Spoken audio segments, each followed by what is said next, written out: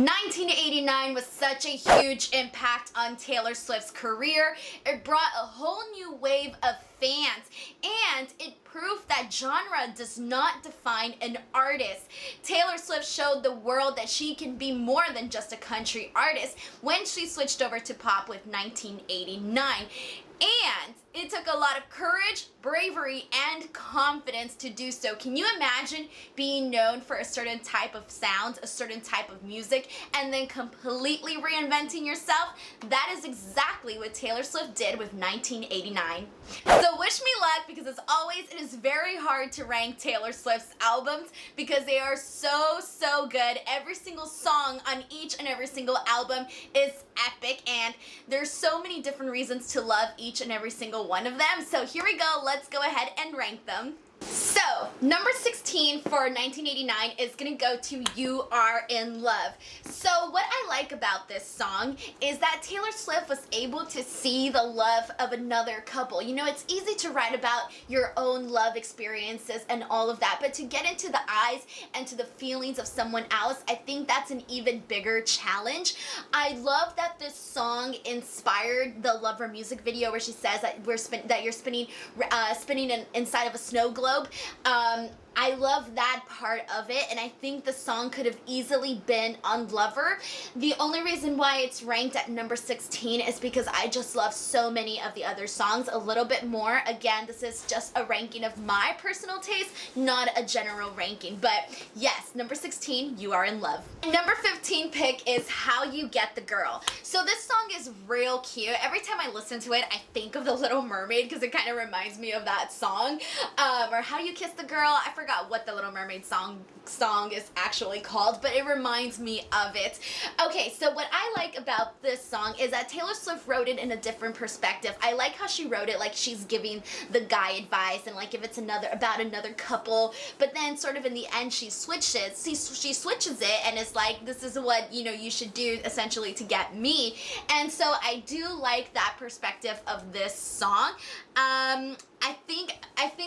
Okay, so the other cool part that I like about this song is that, you know, Taylor Swift is giving advice, right, about how this guy can get this girl. And we've all heard from Taylor Swift's friends that she gives the best relationship advice. So I feel this was our little glimpse into the advice that Taylor Swift gives. So number 15, How You Get the Girl. My number 14 is Shake It Off. So the reason why Shake It Off is at number 14 is because, again, there are just so many more songs that I like. And it's crazy to me because Shake It Off is like the song that when people, for example, people that are not big Taylor Swift fans or they don't really know her music, when they think Taylor Swift, the song they're most likely gonna think about is Shake It Off. I love the song because it did help bring her in lots of new fans. It was a song that introduced the 1989 album, so it really set the tone and the mood for it, which is really cool. But again, I think that just some of her other songs for me were my personal favorite. Although when Shake It Off comes out, I swear it is just so easy to sing along to. Like, it's the song to sing along to, and I love the message behind it. You know, it's, you know, falls in line with me, where it just has such a good message about, you know, really embracing who you are and just, like, you know, just being you. Lucky number 13 is Out of the Woods. So I love the repetitiveness. Man, I can't say that word. Repetitiveness. Whatever. Oh my gosh, how embarrassing. I love how she repeats the part where she says, "Are we out of the woods yet? Are we out of the woods?" And she goes, "Are we in the clear yet? Are we in the clear yet?" I love that part of the song. I also love that this is a song that introduced us to, but we were in screaming color. The rest of the world was black and white, but we were in screaming color. That lyric became so iconic in this fandom, and it was all thanks to Out of the Woods. So lucky number 13. Number 12 on my list is gonna go to Bad Blood. So what I liked about Bad Blood is how it kicks off and how it gets started right away. It's like in your face. We know this song got so much media attention for the hidden meanings and everything that went on between Taylor and Katie, and I just think that this song was epic. The music video was incredible, and this was a new level of energy for Taylor Swift. Like, had I known, I think because we got the Reputation album, you know, we know that Taylor Swift can find that dark side of herself, but I like her dark badass side of herself. But I think with Bad Blood, that was sort of like a, you know, a tiny hint of, you know, Taylor's like Reputation era. And this song could have been on Reputation, honestly, it really could have. But oh, Bad Blood is just so good, guys. So much attitude, so much emotion. Taylor's pissed. You know, she's really talking about how this person hurt her. And I just think that we can all relate to this song because, you know, we've all been hurt by somebody in our lives. So I think that she nailed it with Bad Blood.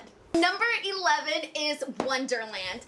With Wonderland, I love the beat to this song. I can't imagine this song on any other album other than 1989 because it screams 1989 with the way the song flows, the way she sings it, the beat, everything. And number 10 is Clean. So this one to me was actually really hard to rank because I think it's so different from all of these other songs. It was very different from, you know, the feeling. You know, 1989 was very like danceable and fun and energetic and all of that. But with Clean, she sort of brought it back down. And I think that Clean is a perfect example of why people love Taylor Swift's music and why they, you know, they can relate to her because, you know, in this song, she's talking about, you know, a dark moment. There's the line when she says, when I was drowning, that's when I could finally breathe, which is my favorite lyric of the song. And, you know, it's a very personal thing to let people into your dark and personal moments. But Taylor Swift did that with Clean, and I think that this song is just really, really, really hard to rank here because again, it's just so different, so different. My number 9 pick is All You Had to Do Was Stay. So this is her happiest track 5 song ever. As you all know, we reviewed the track 5 songs, Tiffany and I, and All You Had to Do Was Stay was the happiest one, which is so crazy because, you know, with 1989 and the theme that she was going for with this album, it definitely fit perfectly. It's almost like they could have switched though, don't you think? Maybe Clean could have been at number 5 for 1989. I don't know. Okay, so All You Had to Do Was Stay, my favorite part is when she says, let me remind you, this was what you wanted. When she sings that one single line, it just makes me love this song so much more. The way she sings in this song is really, really good. Like, I can't really describe it, but I just really love that specific part. So, All You Had to Do Was Stay, number 9. My pick for number 8 is Welcome to New York. So, I got super upset because I read this article that someone wrote, like, when 1989 came out, or when the song came out, I don't remember exactly when, but it said that Taylor Swift's song about New York didn't live up to other artists' songs that they have written about New York, and I got so upset because I just think this song is so good. Like, the beat alone is awesome. Okay, so this song gives you like the energy that you're in New York, and just the fact that she made Welcome to New York feel so iconic. When you go to New York, you automatically think Welcome to New York, and I feel that I feel listening to the song, you really feel Taylor Swift's love of New York, and I love that so much. And I think about Taylor Swift's promotional pictures that she did for 1989, and it just screams Welcome to New York. I think that they worked the song in so well with that part of it, and that's why I love this song personally so much. I also really love New York, and my favorite line from this one is when she says, the lights are so bright, but they never blind me. It's like, hell yeah, because she's Taylor freaking Swift, so the lights ain't gonna blind her. So yes, number 8, Welcome to New York. Number 7 is gonna go over to Blank Space. Okay, so Blank Space, I feel Taylor Swift really went all out for this song. Each and every single line on this song is freaking iconic, and not just within the fandom, but also mainstream. Like, people that aren't even like diehard Swifties know and love this song. And I think Blank Space was one of those songs that really helped bring in this whole new wave of fans along with Shake It Off. But Blank Space, I feel, even hit like maybe grabbed more people. I mean, I don't have scientific proof of that, but I just feel that way about this song. I mean, there's so much about this. Okay, there's the part, my favorite part is when she says, 'cause darling, I'm a nightmare dressed like a daydream. Hello? That lyric is so good. Like, come on. And then there was also the part where she says, boys only want love if it's torture. I love that part because I kind of feel like that's definitely true, and I love that Taylor Swift just kind of went all out there and she said it, like, boys only want love if it's torture. So that was really fun. I think Taylor Swift really, really went all out and portrayed the version that the media has always said she was, and she had fun with it, and she made it money, guys. It was money. Blank Space. Oh, so much love, and don't even get me started on the music video, because this video is not about music videos, so I'll talk about the music video later. But Blank Space just deserves so much love. Number 6 is This Love. Okay, so what I love about This Love is that, Taylor Swift writes about all types of love. She writes about the hard moments, the romantic moments, the sexy moments, all of the moments and all of the different levels of being in a relationship and all of that, right? But with This Love, she wrote about falling out of love and then re-falling in love.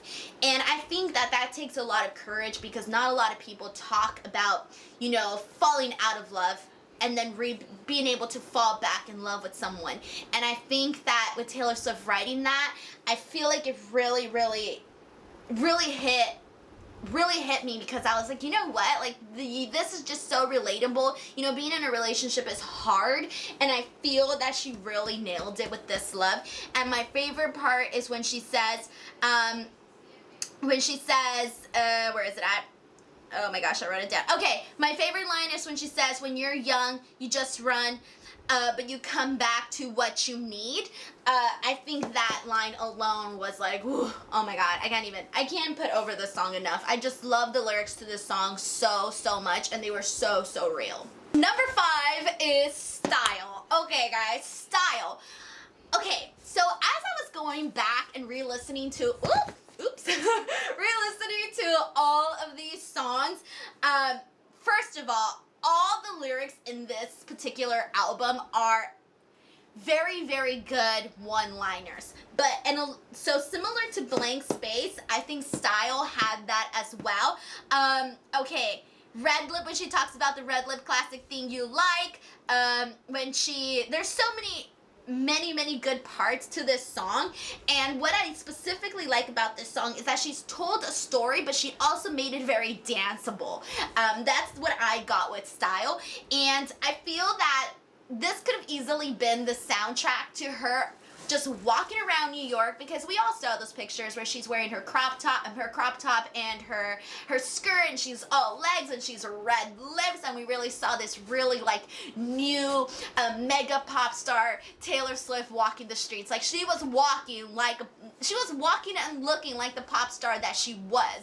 And I feel that you could have easily played Style to her just walking out in the paparazzi shooting photos of her, and it could have easily fit as her anthem. So I just really like Style. I think Style is a really good one. Number 4 is I Wish You Would. So, holy cow, I didn't realize how much I love this song until I was re-listening to everything and sort of placing it on this bracket. This one came as a shock to me. Not as a shock because oh, that's like saying it's not good. No, it's just not one that I remember thinking right off the top of my head, oh my god, I really love this song off of 1989. Like, if you were to tell me, hey Denise, out of nowhere, what songs do you really love off of 1989? I don't think I would have named I Wish You Would, and I don't know why. What the heck is wrong with me, right? So when I rank my videos, the way I do it is I go back, I listen to the album, I start from track 1, and I work my way down.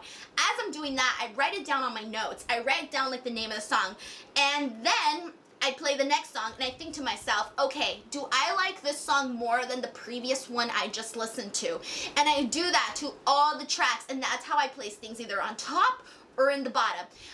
So when I Wish You Would came along, I was like, you know what? I like this song more than this one, more than this one, more than this one. You know what? Maybe even more than this one. And before I knew it, it was all the way at the top. Okay, so one of the other things I did write also on my YouTube community post was that I think this song is underrated in this fandom. And it was even underrated with me, so that's why I can't blame people. So with this song in particular, the reason why I think this song sort of escapes you in a way, or escaped me, is that this is a song that just starts playing in your car, like when you're listening to it, and you don't even realize that it started because you're already full on singing the lyrics to the song, and before you know it, the song's over and you're like, what? Oh my god.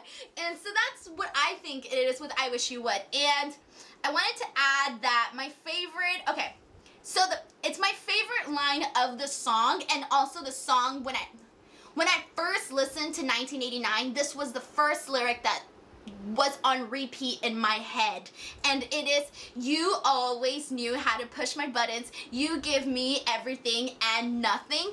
I don't know what it is about that part of the song, but I just automatically, it stuck to my brain and it just like stayed there forever. Okay, the point is, I really like I Wish You Would. Number 3 is New Romantics. So what the heck? I have no idea what New Romantics is doing on the bonus tracks, because when I think 1989, I automatically think New Romantics. This song is so much fun, and again, it falls in line with songs like Blank Space, that, you know, are style, that have these lyrics that you're just like, man, Taylor Swift is so clever, and, you know, it just makes perfect sense, you know, when she sings the words that she sings. My favorite line to the song is when she says, I could build a castle out of all the bricks they threw at me. Yes, because we all know Taylor Swift has had her fair share of hate, but through all of that, no matter what, she's out there, you know, living her best life. And that was, you know, part of the theme of 1989 was